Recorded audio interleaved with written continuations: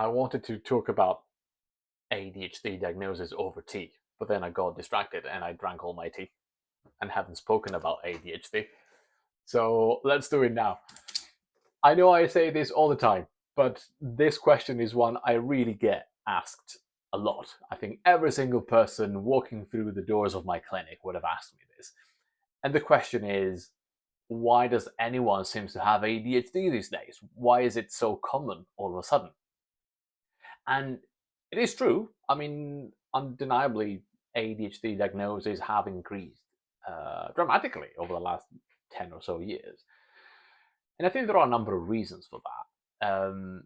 First of all, there has been more awareness. There is more awareness in the general public about ADHD. There have been social media campaigns and public health campaigns. So, in general, people are more aware that ADHD is a thing and it can be diagnosed and managed. Um, then I should include doctors as well. So, doctors have become better at recognizing it. So, you're more likely to walk into your GP's office or doctor's office with a bunch of traits or symptoms around your distractibility, your emotional regulation, maybe your restlessness, and being told, well, it might be ADHD, let's look into that. The other thing I should mention in terms of diagnosis is that a few years ago, the diagnostic criteria changed and the threshold now is slightly lower. What this means in simple terms is that you're more likely to be diagnosed with ADHD with fewer symptoms compared to a few years ago. And there is research to back this up. It's not something that was, changed as an executive decision, of course.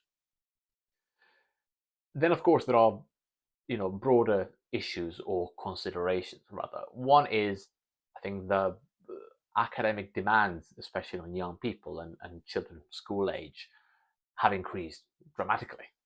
So a person with maybe mild ADHD who might be able to, do well in school up until a decade or two ago, now because of the increased demands, may end up struggling and being diagnosed for that reason. And then, of course, there is a massive, massive discussion we could have for hours about society in general and how the changes in societal expectations and the changes in diet, the changes in, well, the kind of thing, behaviors we engage and young people engage on a daily basis. Of course, not to mention mobile phones. These are, in my opinion, they have a significant contribution into the rates of ADHD. But this is quite a broad subject, so I think I will probably do a video on this specifically. So I hope this helps, and see you all soon.